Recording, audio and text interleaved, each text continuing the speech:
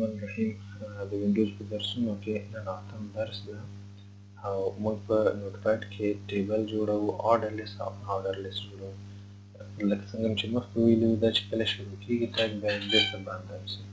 آرډر لیست کې هم همدغه شان. آرډر او انارډر لیست په منځ کې تفاوت صرف دا ده چې آرډر لیست نمبر ورکوي او انارډر لیست بولټ پوینټ ورکوي. هغه ملګري چې نه وي زموږ ویډیو ګوري چینل سبسکرایب کړئ تر څو پورې نورې ویډیوګانې هم تاسو نه پاتې نه شي او ترې استفاده وشي. اوس موږ غواړو د فونټ سایز بیرته کم کړو. اوس فونټ سایز دلته دومره نه، موږ غواړو دا 15 کموم. زیر اولم ځکه 15 کم اندازه ده موږ ته نه ښکاري، که 50 سکند ته بیرته بیا ښکاري.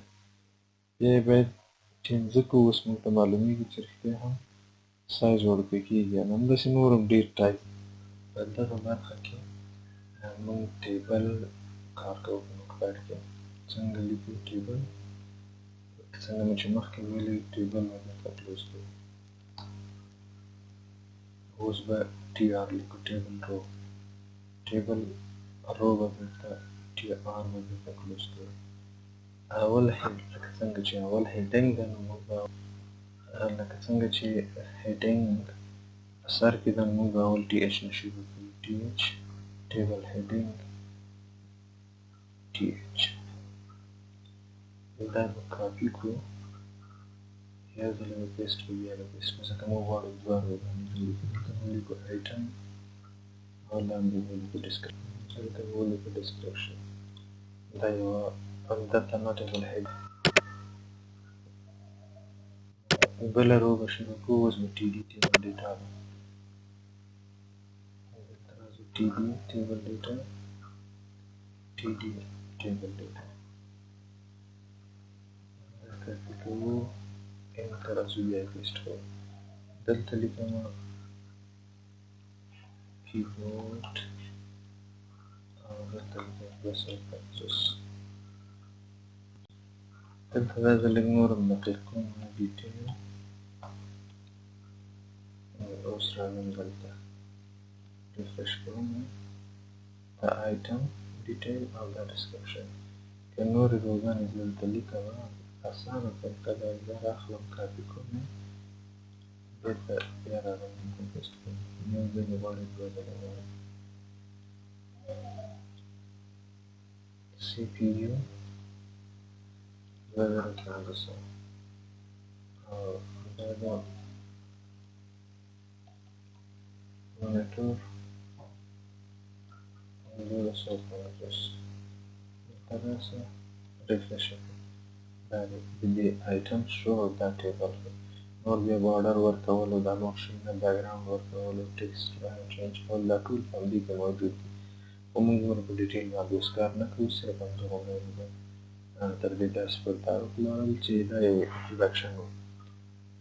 نو اوس دې پسې کار کوو، آرډر لیست او ان آرډر لیست. اوس راځو او ال آرډر لیست او لاندې راځو دا او ال ته کلوز کوو. په آرډر لیست او نن آرډر لیست ان آرډر لیست کې یوازې فرق دا ده چې یو نمبر ورکوي او یو بولټ پوینټ ورکوي.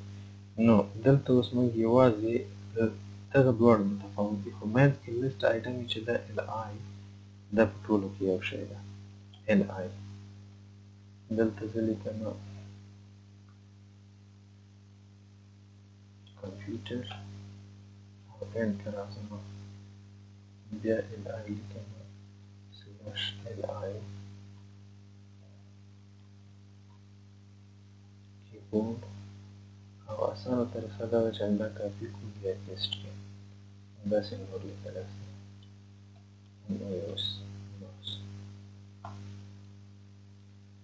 او دلته راځو همدغه کاپي کوم، زه د خپل کار د اسانتیا په خاطر باندې بیا یې پیسټ کوم.